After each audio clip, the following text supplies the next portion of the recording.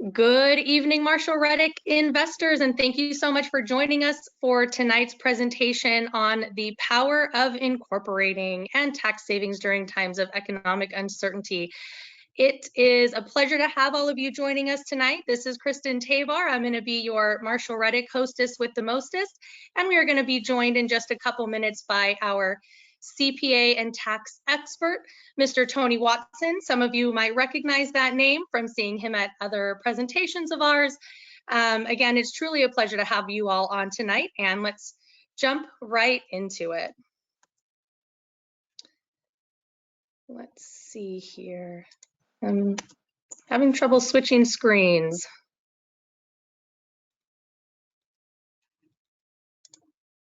Here we go. Sorry, everybody. For those of you who are joining us for the first time this evening, welcome to Marshall Reddick Real Estate. We are a full-service real estate brokerage.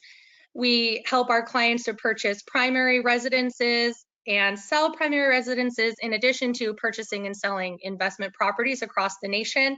We are a private money lender, which allows our clients to both borrow and lend hard money as a way to diversify their real estate portfolio. And of course, we're a property management company as well. And we take care of our clients from start to finish and then for the life of their investments. For those of you who are also joining us for the first time, our network, if you will, also includes not only our own Marshall Reddick employees, but lenders, insurance providers, contractors, CPAs, who of course you'll hear from tonight, and so much more. Everyone that you need to create and manage a successful real estate portfolio.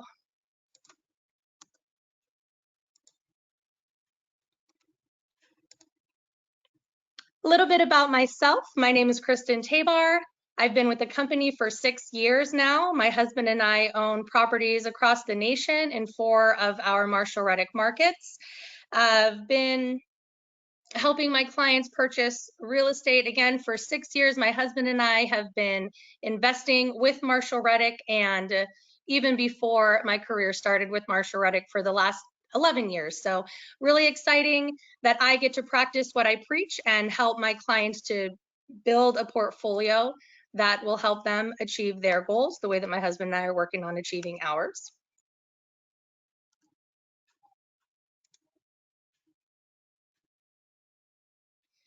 Little snapshot of my history with Marshall Reddick Real Estate. As I mentioned, I started 6 years ago. Have done quite a bit in my history there. My husband and I have purchased and sold several properties. We have lent private money through Marshall Reddick and our private lending department, and we have built properties as well, as you can see in the Cape Coral area. And we are continuing to grow that portfolio, not only in properties, but also in loans, as I continue to beef up my already, I think, impressive portfolio. And I'm always happy to share my experience, share, my thoughts and feelings on all of our markets so that I can really help paint a picture for all of my clients on what we've done, how that might be similar or differ from what all of you guys are trying to do, and really help to create a strategy that works the best for you and what goals you'd like to achieve as well.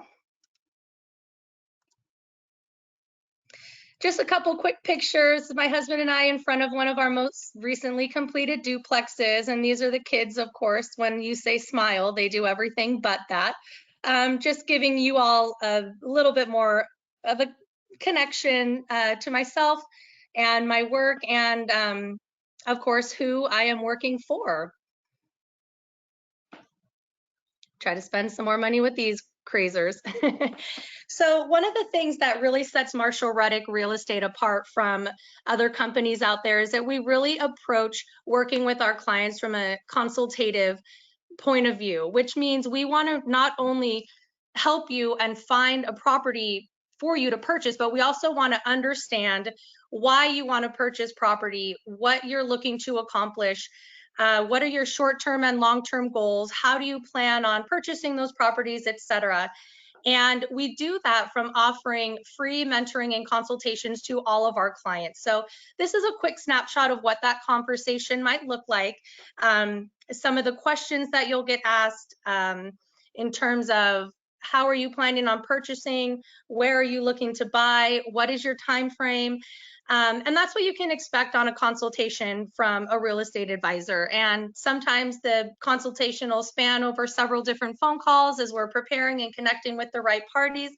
Other clients I talk to are ready to go from the moment we hang up that phone. They want to connect with an agent and get moving on to the next step. So we really want to approach everything from a very helpful and educational point of view so that all of our clients can be comfortable when they get to the point that they decide they're ready to make those offers and close on those properties. Oops. So why is having a consultation important? Well, a consultation is important so that you can put together a plan, put together a strategy so that you can create your own roadmap for your real estate investment, So here's a quick snapshot of my husband and I's portfolio. As I mentioned, we started purchasing properties before my career started at Marshall Reddick Real Estate, and we have been purchasing, selling, lending, everything you can think of ever since. I definitely believe in diversification. I think it's important to have properties in different markets. It's important to have your money invested in different things. And that's why we're lending, that's why we're buying. And we have created this plan because we both hope that we don't have to work until we die. And the only way to do that is start planning for it now. So one property is not going to make you a millionaire. Even 10 properties won't necessarily make you a millionaire. But if you have a steady plan and a strategy for achieving the goals that you have set, you can really set yourself up for financial freedom, for early retirement, for whatever it is that you personally want to do, and use real estate as a catalyst to get there. And again, definitely, I'm happy to answer any questions that anybody has about any of our markets, any of the properties that I own personally or that we've sold personally. This is going to be a map of our current markets that we service in the United States. So the green boxes indicate a Marshall Reddick office. If the market is not outlined in green, it means we work with a top-notch third-party referral partner. So regardless of which market you're looking at, as long as it's on this screen, we can connect you with the right agents, lenders, CPAs, of course, and all the other members of the team that will help you from start to finish and then for the life of that investment as well.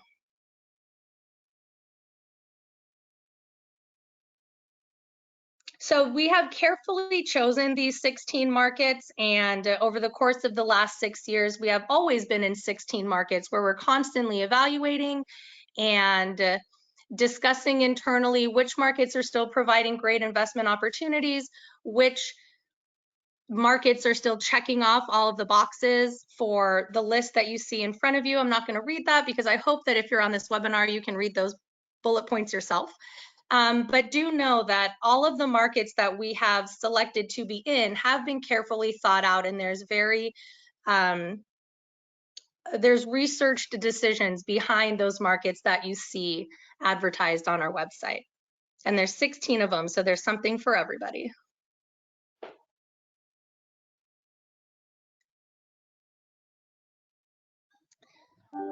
So raving fans is definitely no joke. We have been working with Robert Hall and Associates for a very long time now. Tony Watson is our guy, if you will.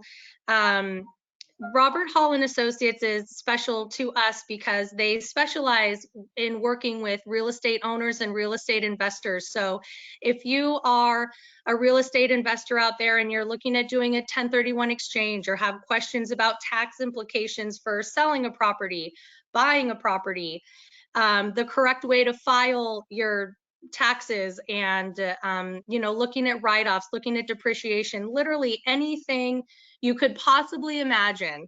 Tony knows how to answer that question for you. He works with so many of my clients, every time a client asks if I have a great CPA referral, it's almost like I say, I thought you'd never ask. He is an absolute joy to work with. And without further ado, I'd like to hand it over to Mr. Tony Watson. Thank you so much, Kristen, and thank you so much to everybody over at Marshall Reddick. I look forward to the many continued years of working together. I met Marshall Reddick's team, gosh, what seems like a century ago, but probably well over a decade ago, and we've been able to work hand in hand in more than just a couple ways. Cross-pollinating, if you'd like to call it that, where I might have a client looking for real estate deals here in California or elsewhere in the US, and they are my go-to real estate investment consultants, and I can't speak any more highly of their team and the product that they produce. And on the tax side, all I ever hope for is being able to provide their clients with just stellar tax service, tax preparation, tax information, and obviously the wonderful world of education like you're all joining in tonight to be a part of. This is my third webinar today, so that's just to give you a little insight into how important education is for us at Robert Hall & Associates. On a year-to-year basis, our firm will put together roughly about 140 webinars on a year-to-year basis, all relating to tax code stuff. So it's not exactly the sexiest of topics, but I'll tell you right now that in a world where people fear paying tax, it has always been my go-to duty to try to flip the switch so that instead of thinking of saving my clients tax, I think of helping them retain wealth through investing in real estate, through proper tax planning, through structuring businesses in very unique and specific ways. And that is why tonight we're going to be talking about the power of incorporating and how to utilize entity structures as you move forward with your real estate ventures. So I'm going to try this, and yes, it did work. I love it when technology works, everyone. I'll tell you, that's over the past year and a half, technology has become a very close friend. And once again, tonight it's a topic that I'm going to be discussing that is near and dear to my heart because I practice what I preach. I have 2 S corporations. I have LLCs for my rental investments. My wife has her own S corporation. So aside from assisting clients and educating them on the benefits of incorporating, I also, like I said, very much practice what I preach. And my job is to teach everybody the benefits of the different entity structures, the timing of incorporating, what exactly does an LLC mean for you as a rental investor? What does the S corporation mean to you as a property manager? And what are the significant ways that we can use these entities to not only limit liability on the legal side of things, but also potentially receive some major tax breaks along the way? So obviously the power of Inc. tax savings during times of economic recovery. And at this time last year, it actually said tax savings during times of economic uncertainty. Because last year was just I'm not going to call it a smoke and mirrors year, but I'll tell you, it was probably as close to smoke and mirrors as we could possibly get. Hopefully everyone logging in today is safe and healthy and doing well and moving forward and building wealth within real estate and really hitting the ground running, because I'll tell you, there's a lot of very unique opportunities that I've seen brought forth from Marshall Reddick, and also an increased or an uptick in the amount of people really taking a stronghold of their own financial situation as well as tax planning needs. My name's Tony Watson. I work for Robert Hall & Associates. Gosh, that's 1 year out of date, and I keep meaning to change it. I am going on 17 plus years with Robert Hall. We are celebrating our 50-year anniversary this year in 2021. Obviously, I haven't been working for Robert Hall for 15 years, but this is my 17th year with the firm. I am not only an enrolled agent, a tax preparer, but I am also the keynote speaker and webinar connoisseur, so to speak, for our firm. Like I mentioned earlier, reaching out to as many clients as possible on a year-to-year basis, trying to educate them enough to not know what I know, but just to be dangerous enough to when they go and file their returns, they know exactly how they're structuring their businesses, reducing liability, and getting them to a bottom line where whatever tax they're paying is an obligated amount and not a penny more than that obligated amount.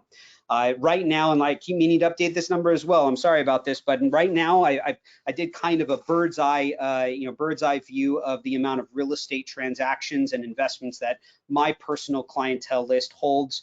And I think we're north of about 350, possibly almost breaching 400 million just in my personal column alone. And all of my senior preparers probably have an equally stellar clientele list that they assist with on a year-to-year basis.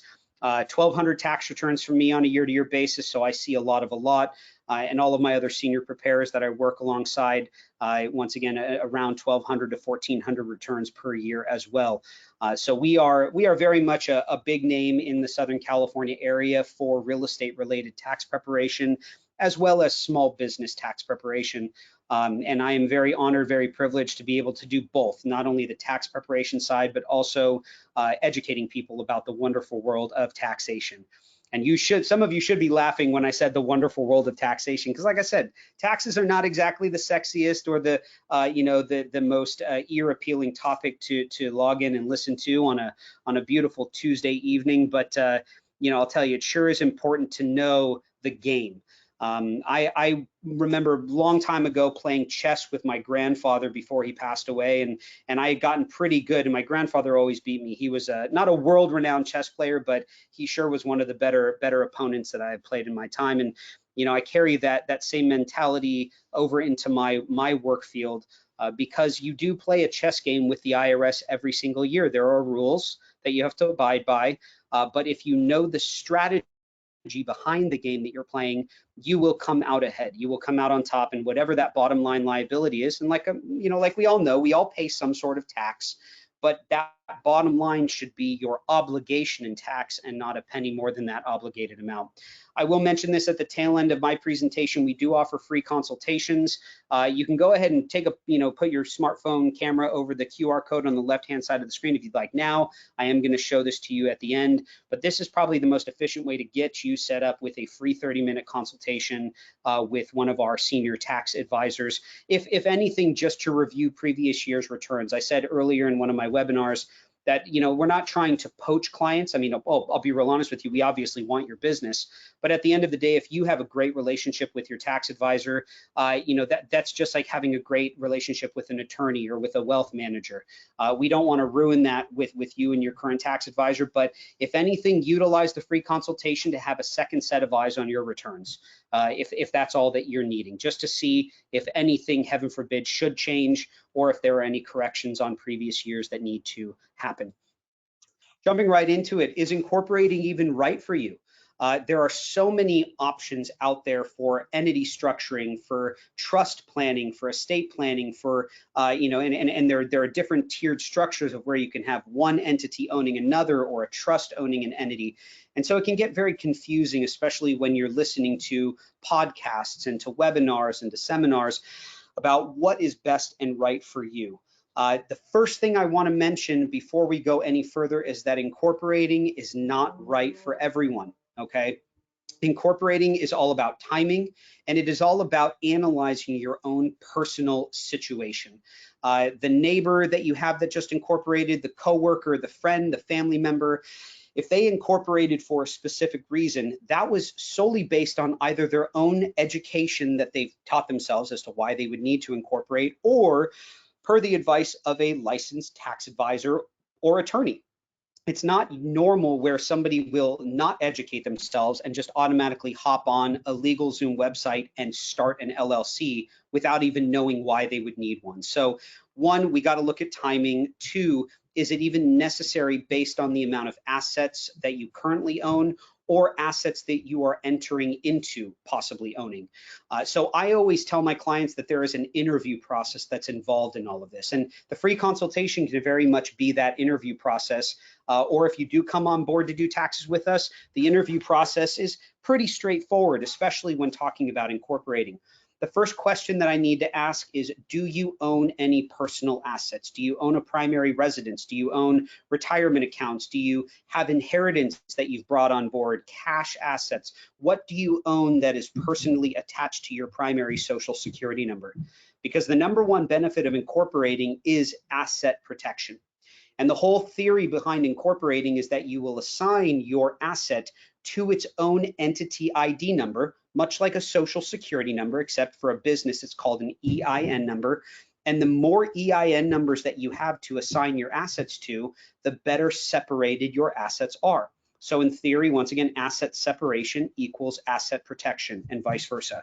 So that's the first thing we need to ask is, what do you own personally? So is it even going to give you this number one benefit? Are you going to be allowed that benefit of separating business and personal assets? So if you check yes to box one or to question one, question two is, what is the consistency of your net profit going to be?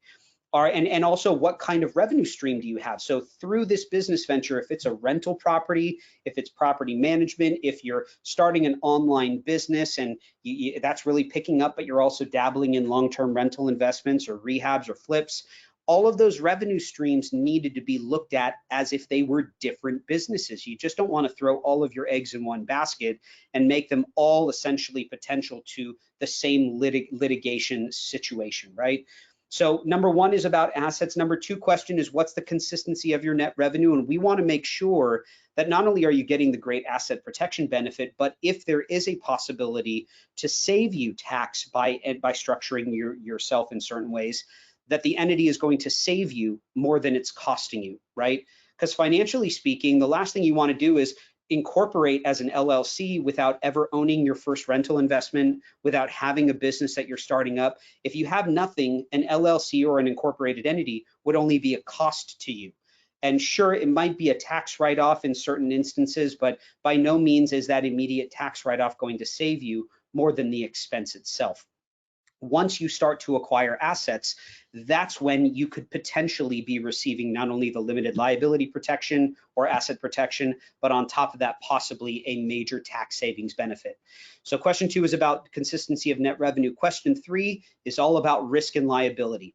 So during this interview process, I need to figure out of all of the revenue streams that you have and the ones that we are entertaining the idea of incorporating, which ones have the most risk and liability.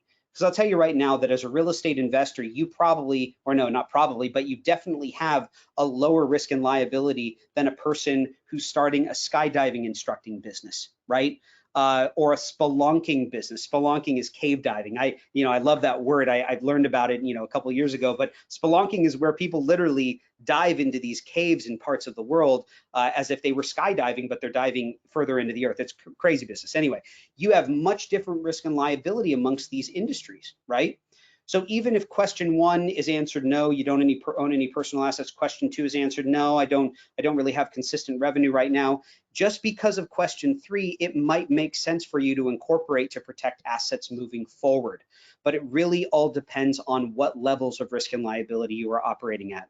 I know a silly comparison is what I just gave, but at the end of the day, I wanted to make sure that you have an idea of why some people might incorporate solely for the risk and liability protection, limited liability protection versus the consistency of revenue and separation of personal and business assets. So we have the LLC, we have the S corporation, we have the C corporation. Which one is right for you? And before we dive further into detail for each entity, for those of you who are logged in, we've got almost close to 100 plus attendees today. For those of you thinking, well, Tony, I don't really need an entity structure right now. I have great insurance policies in place. I feel like that's more than enough protection. Well, what is the difference between these two? Because obviously, if insurance policies and entity structures provide the same benefit, then probably one or the other wouldn't exist, right? So let's squash some misconceptions about these two things. First off, insurance is by far the most important thing for us to have in business. Whether we're investing in real estate, whether we're, once again, online business or a consulting business or that skydiving business, insurance is by far the most important thing for us to have, and it is there and in place to pay out settlements in case an unforeseen event happens. right? We don't know that we're going to get sick, so that's why we have health insurance. We don't know that we're going to get in a car accident, so we have car insurance. We don't know when the big earthquake is going to happen here in California, so we have earthquake insurance, right? So insurance is there and it has a cash value and it's meant to pay out a settlement in case something happens. Whereas an entity structure is meant to create a separate, basically human body. I'm going to use that reference for now, basically a human body for your rental property. Except this isn't a human body, it's a shelter that has its own identification number, right? We all have our own independent social security numbers and we're humans, and that's how the government tracks us as tax-paying citizens, humans here in the US, by our social security numbers. Well, that's essentially how they track your entity income and your entity assets as well, by assigning your business its own identification number. And now every revenue piece that comes in through that business, every expense that is deducted, depreciation included, any capital that's contributed or distributed or stock that's sold, all of that is tracked under the EIN number of the business. So once again, in theory, asset separation equals asset protection and vice versa. These two items that you see on the screen provide two completely separate benefits though. So do not think just because you have a great insurance policy that you also have that added layer of limited liability protection that an LLC or a corporation might provide to you or to your rental investments. The most popular entity structure by far, and this really hasn't changed in the 17 years that I've done taxes, probably even the 50 years that Bob Hall's been in business, the most popular structure is the limited liability company.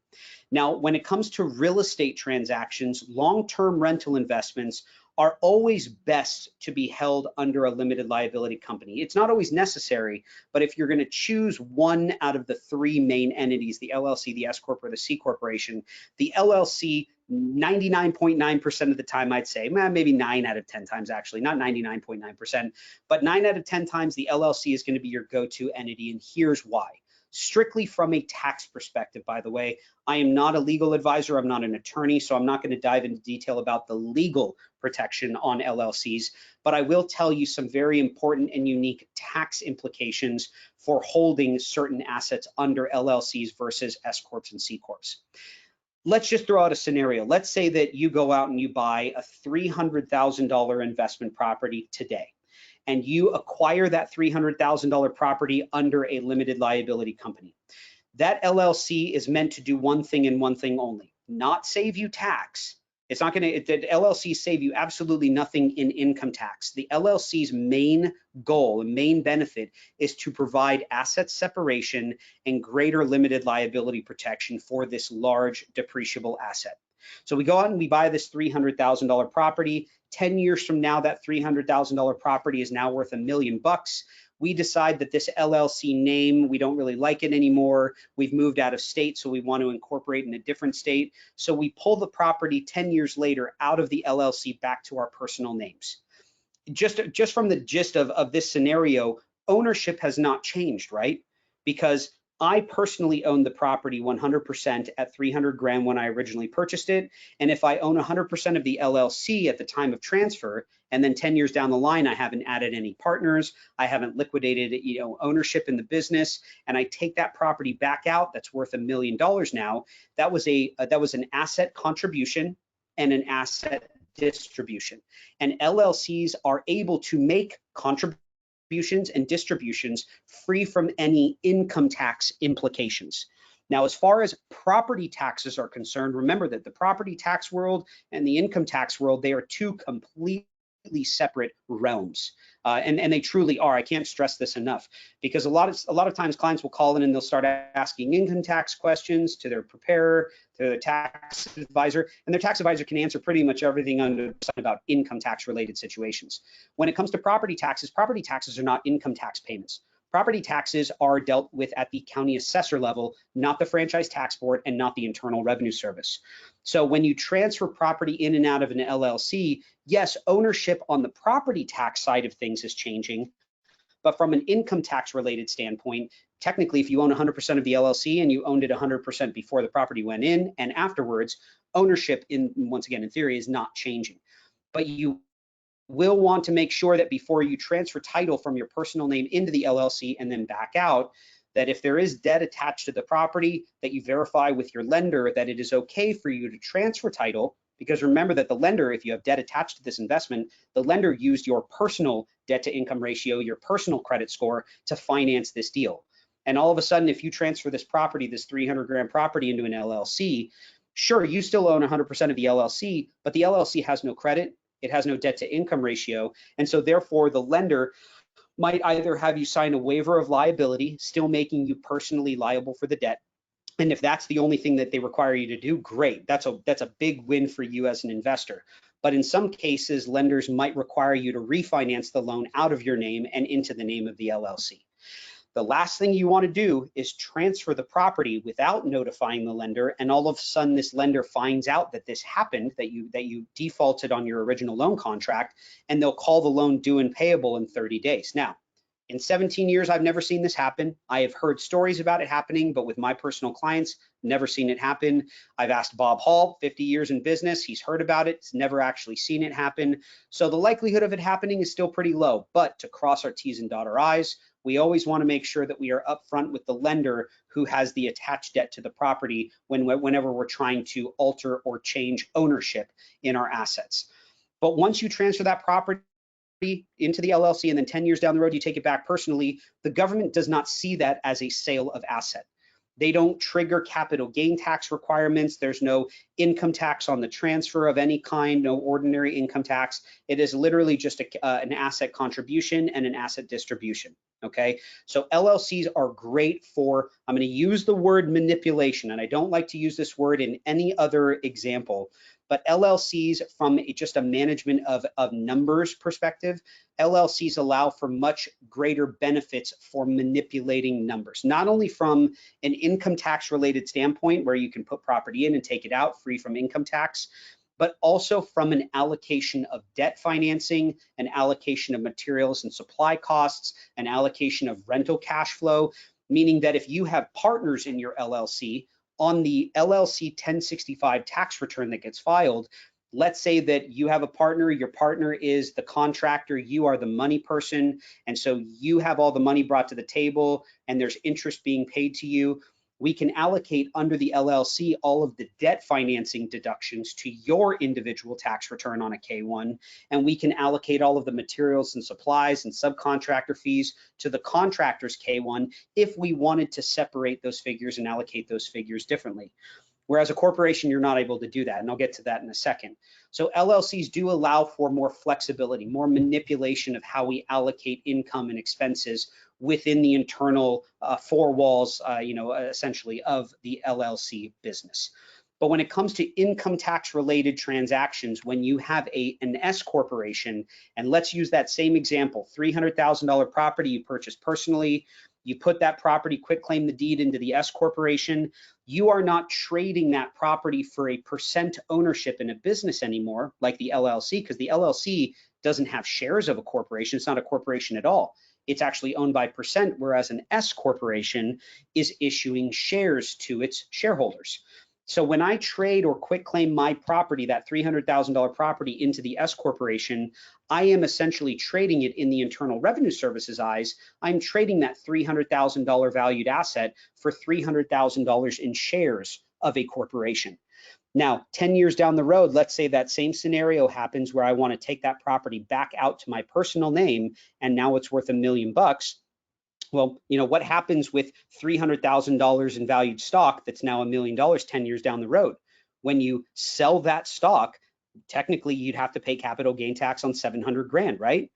Well, in this situation, it works the same way. So even though you didn't sell the property, you are just distributing the property back to yourself personally. The government sees it not as a distribution of asset, they view it as a sale of shares of a corporation, because you are liquidating an asset that you put into the S corporation at 300,000, and now when you are liquidating the shares, they are now valued at $1 million 10 years down the road. So S corporations and C corporations, they are owned by shares, not by percentages, and that's why S corps and C corps 9 out of 10 times are not utilized for structuring property investments. There are very, very unique scenarios where foreign investors may set up a C corporation to hold title to assets under, because those are one of the more popular entities. C Corps are one of the more popular entities for foreign investments. LLCs can have foreign investments as well, but they're not quite as popular, at least from just a survey of clientele that we service at Robert Hall. The C Corporation tends to be the go-to entity because it is a separately held entity and keeps it separate from anything tied to a personal tax return. And so that makes it very, very attractive for foreign investors. But the S corporation happens to be, aside from that negative or that con, application where you'd have that capital gain requirement, for the most part, the S corporation actually is a pretty great entity. It is one of the only entities that actually allows us as US taxpayers to reduce liability when it comes to tax filing. But it's not going to reduce your federal income tax, and it's not going to reduce your state income tax.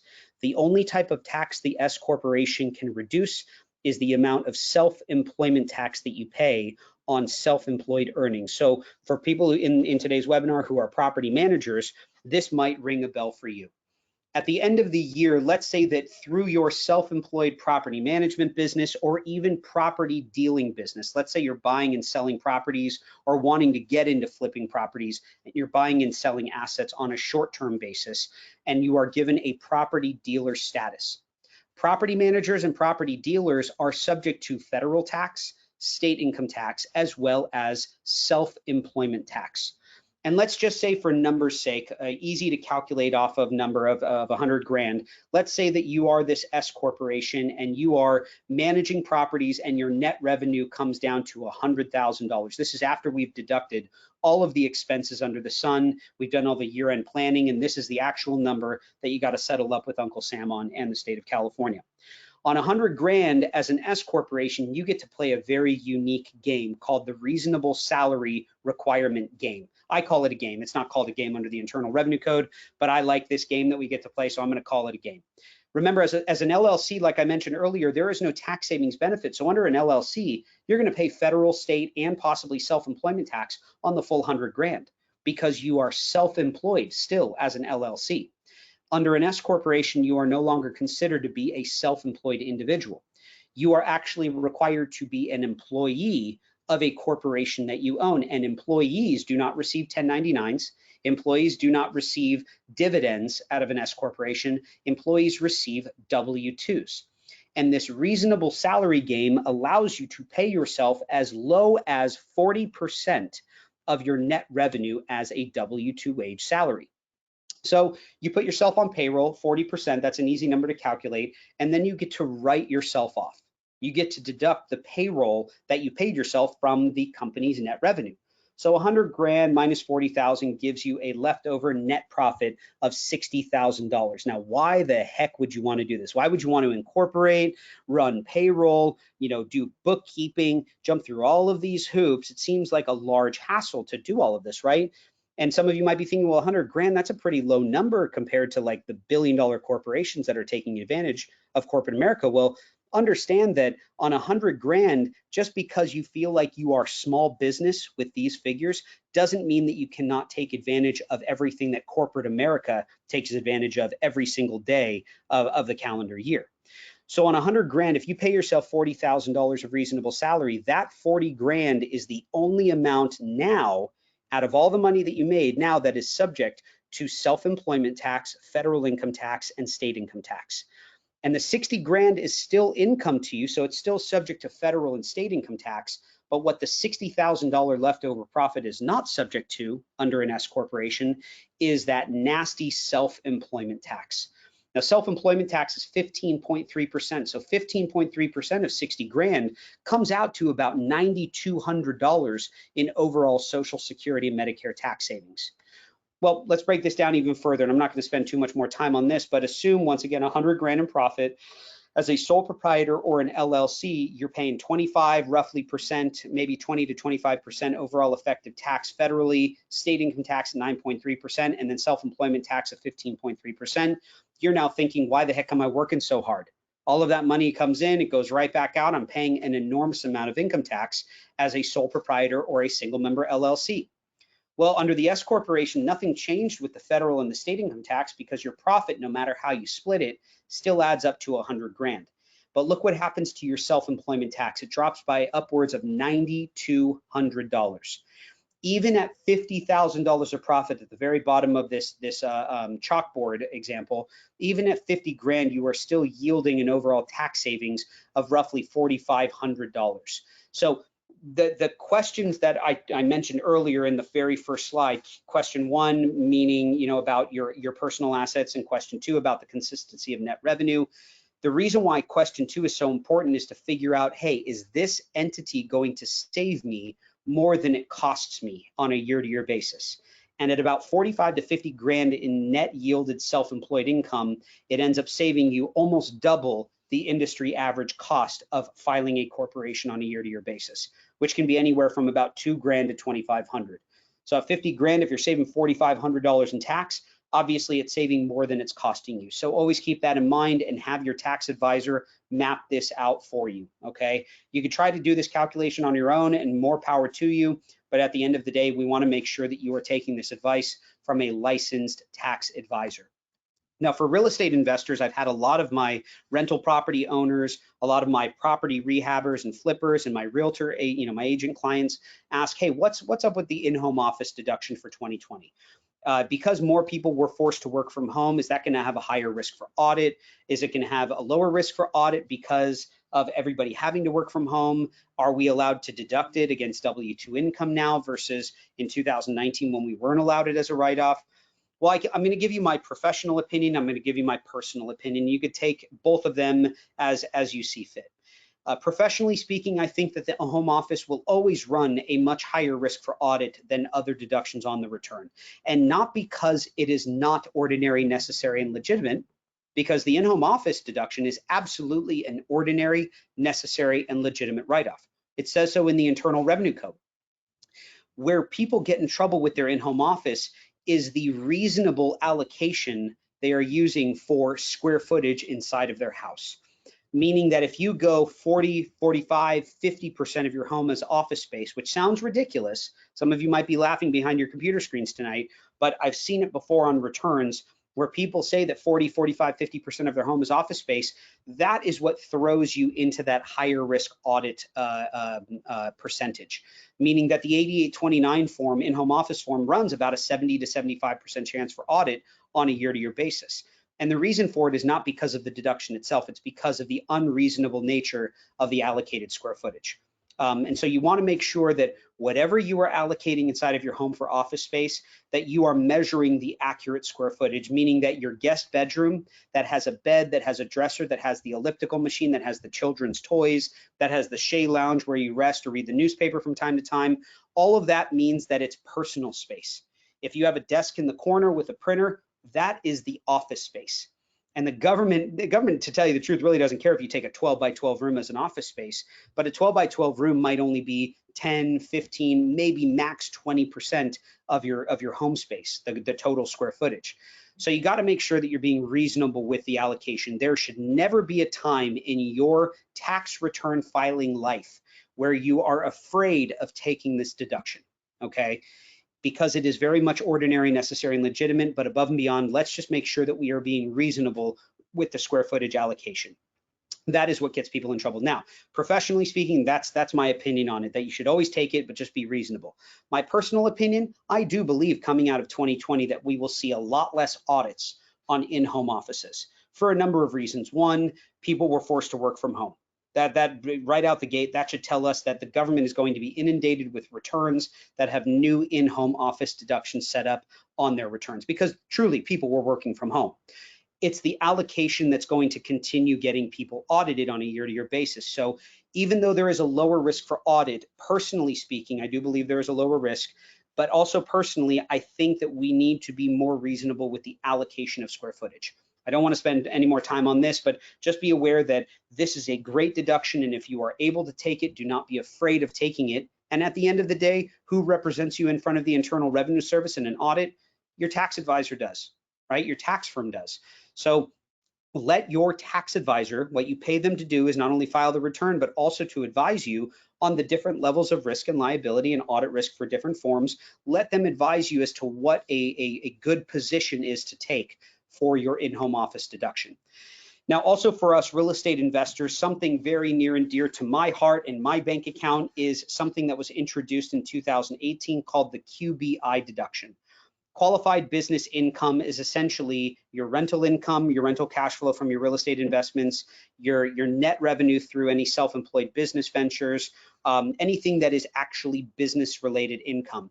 Social Security is not included in this, pension, W-2, interest, capital gain, unemployment, none of that is qualified business income. And the reason why this is so important is because, once again, for all of us real estate investors, we want to make sure that we are able to maximize our qualified business income deduction as much as possible. And here are the qualifying factors. If you are married filing joint, you're going to follow the left side of the screen.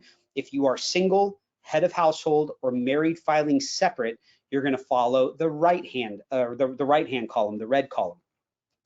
The goal here is before the end of the calendar year, if you have qualified business income, rental income, net self-employed income, if you have any sort of qualified business income, you want to try as much as you know, play this very close to the chest, try as much as possible, or whatever is possible before the end of the year, to get your taxable income, married filing joint, under $326,600. For single, married filing separate, or head of household, you need to keep your taxable income below $163,000, and that will qualify you for the full 20% QBI benefit. Let me give you an example of how this works. Let's say that my wife is bringing in $200,000 in net taxable business income, and I am bringing in 100 grand of net taxable business income. So just in this situation, 300 grand total, and let's say that 100% of that income is qualified business income.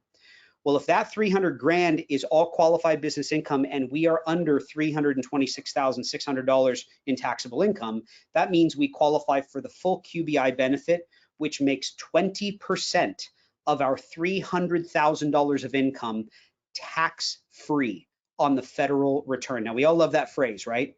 We all love that phrase, tax-free. Tax-free means that 20% of 300 grand is $60,000 of your qualified business income that pays absolutely nothing in federal income tax. This has been around since 2018. Now, let's say that you, hypothetically speaking, let's say you're in the 24% bracket.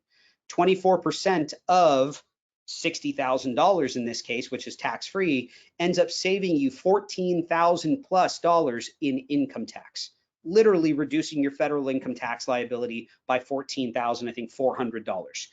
So you can see the power of planning ahead of time, right? Failing to plan is ultimately planning to fail. And so you need to put a plan in place before the end of the year to make sure that if you are able to max out a deferred comp plan, to make major improvements to your cash flowing rental investments, to do cost segregation analysis on depreciation to reduce rental cash flow, that we are doing that to reduce our taxable income as much as possible so that we can qualify for the full 20% tax-free benefit on all of our qualified business income. Obviously, if you make over $426,600, you start to phase out from being allowed the benefit of the QBI deduction. That's for married filing joint. For single, head of household, married filing separate, the threshold is much less, $213,300. And on top of that, if you are coined or tagged as a specified service business or trade business, medical professionals, architects, certain licensed professionals, they might not qualify for the QBI deduction solely because they are labeled as a specified service or trade business, okay? So once again, very, very unique changes to the 2018 Internal Revenue Code, but some very unique ways to reduce taxable income as real estate investors are: one, cost segregation, which has been around for a very long time. This is a third-party analysis that allows us as real estate investors to reach into future years, not to reach back into past years, but to reach into future years and grab depreciation that hasn't been taken yet and accelerate it to take it all in this year.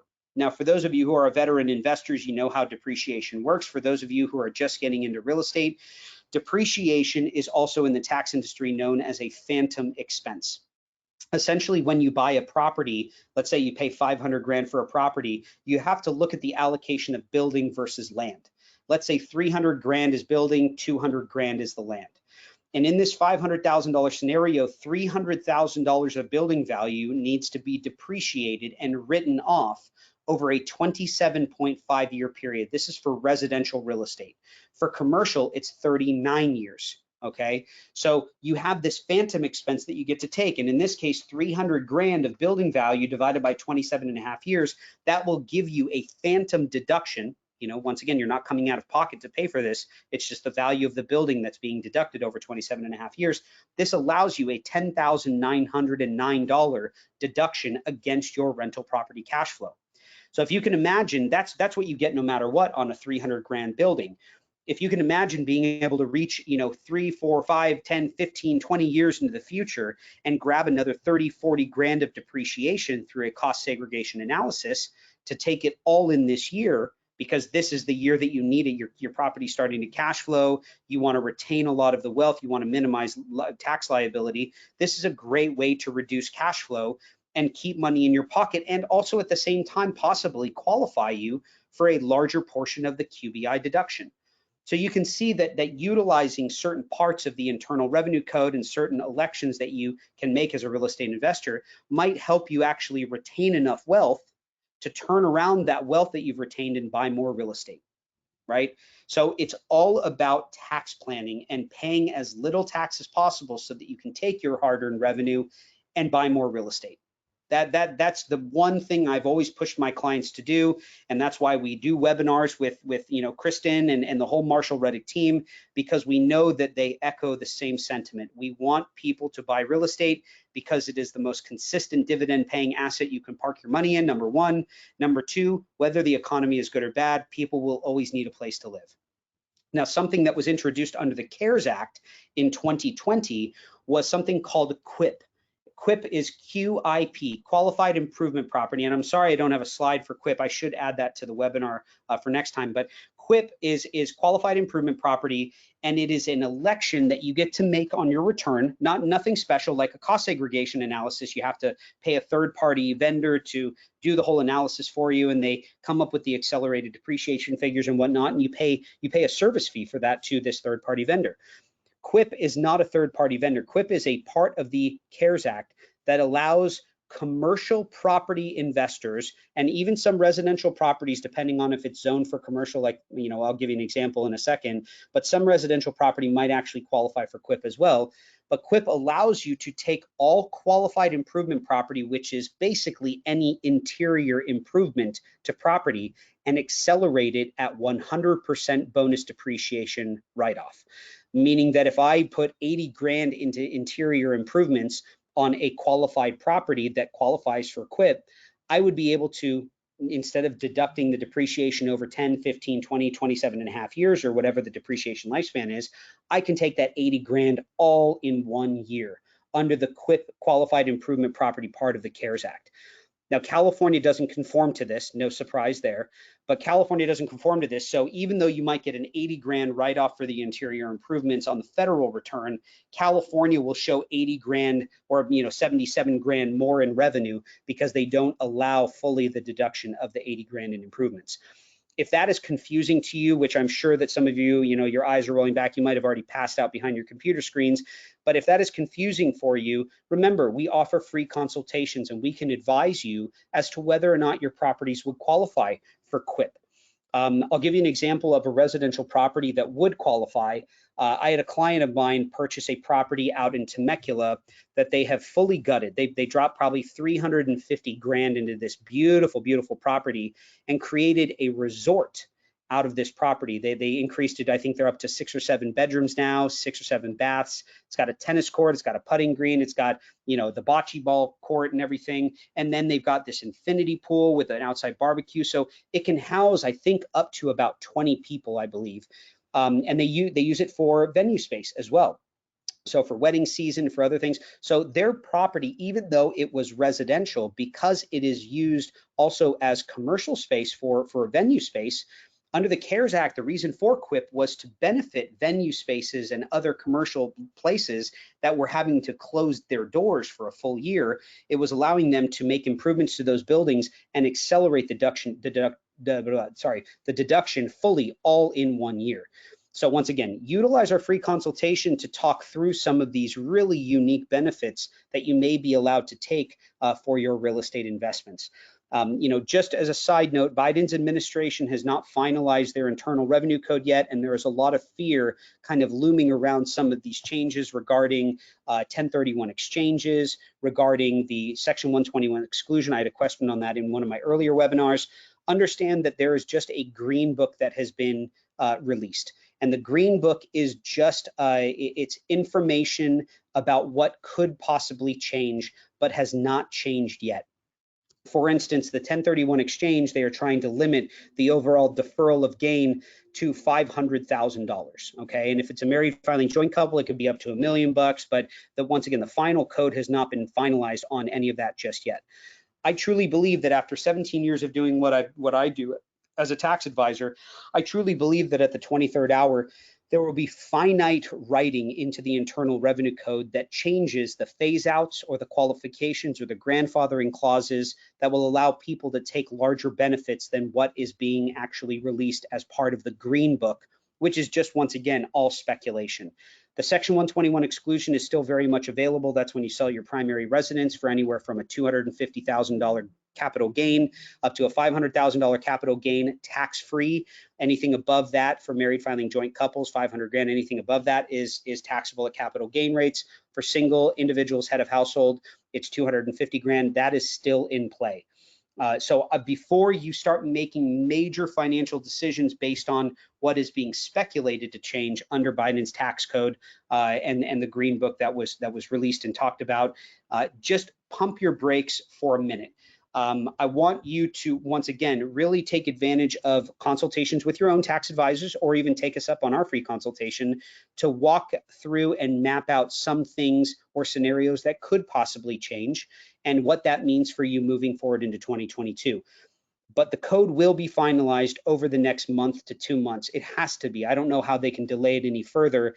And once we have that final tax code, I'm going to be on the phone with Kristen and all the team at Marshall Reddick to come back and bring you the most updated information on that Internal Revenue Code as soon as it is etched in stone. Okay. And even though it will be etched in stone at that time, just like the CARES Act, just like the 2018 tax reform bill, over the next 2 to 3 years, it will be fine-tuned. Things will continue to change. Tax rates are going up. They're jumping back up to the 39.6% highest bracket federally. And a lot of these changes are really going to impact certain industries across the board.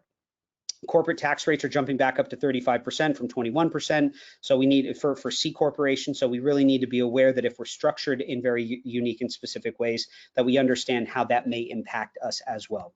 I just want to mention, once again, I'm not a one-man operation by any means. I work for a firm with about 45 staff members. I think we have 13 or 14 senior consultants. We offer a number of services, anywhere from bookkeeping to tax preparation, business incorporating services, payroll services, real estate planning, which is with Marshall Reddick and team. I mean, that's who we send our clients. If they're looking or itching to invest in real estate, we want them talking to the professionals in that industry. If anything income tax related, we are your go-to source for all of that information. Like I said, I'm by no means a one-man operation. I've got a wonderful staff that I work side by side with. We've been open since 1971, and we do service tax filings in all 50 states. So if you are plugged into a very unique real estate investment elsewhere in the US and you have questions about how to deduct certain expenses or travel back and forth from the property or management fees or how real estate professional elections work, we are readily available to answer all of those questions for you. And once again, I did want to show you the free consultation form, and I'm going to flip back to this in a second, but I did want to mention that we do offer free consultations, and those free consultations are to review 2 years of tax returns, to check for any possible audit triggers, and also add you to our periodic tax email update, which will let you know about upcoming webinars and seminars that we have available for free. All of our education is free at Robert Hall & Associates, and I did want to just briefly, so if you have written that down or taken a picture of it, great. You can always reach directly out to anyone at Marshall Reddick, or you can contact our firm directly at roberthalltaxes.com online, or our phone number. We're easily found online. I did want to switch back really quickly to show you something and toss the mic back over to Kristen, if I haven't put everybody to sleep just yet, want to toss it back over to Kristen and just let you know how to connect with their team. Awesome. Thank you so much, Tony. I don't know about everyone else out there, but I'm definitely not asleep. And I always learn something. I'm always so excited when I get to present with another one of our vendors and another one of our partners, because I always learn something I didn't know. And really appreciate you, Tony. Thank you so much. As Tony mentioned, he is available. You can utilize that free consultation with Robert Hall. I highly recommend that you do, if only to have your previous 2 years looked at. My husband and I had our taxes amended a couple years ago when we switched CPAs, and it actually put $17,000 back into our bank account. So definitely take advantage of that. Tony and his team are excellent, and if there's something that can be changed or should be changed, they will definitely find it. Here is my information. The previous slide was just, the plethora of social media platforms upon which you can connect with Marshall Reddick. We're on Yelp, Meetup, Zillow, of course. You can look at our reviews. You can look at all of the markets that we service. You can find our upcoming events. We're finally getting back into doing a few in-person events for those of you who are interested in returning to a live event. We're going to continue to do the webinars, of course, for those of you who enjoy sitting on your couch and listening to us speak to you on your computer. But I'll go ahead and leave you with my contact information page so that you can reach out to me. I'm also happy to connect you to the team at Robert Hall and Associates so that you can utilize your consultation there. If you'd like to schedule a consultation with myself as well, we can do that, kind of get started talking about investing or continuing to build your portfolio and make sure that you're set up with the right CPAs to help for that. Lots of great questions. I want to thank everybody who got some questions over. We are going to make sure that you guys get answers to those questions. We do want to be respectful of everybody's time, especially those who may not be Pacific Standard Time, but farther to the east, it is definitely 9 p.m. on the East Coast, and I know we have some East Coasters joining us. So to be respectful of everybody's time, we're going to go ahead and make sure that we get answers to all of the questions you guys typed in, make sure that we reach out to everybody. This webinar is being recorded, so if for any reason you missed anything or want to go back, I know Tony covered a lot of information, so everyone will get a recording of the webinar. It's just a link on the Marshall Reddick website.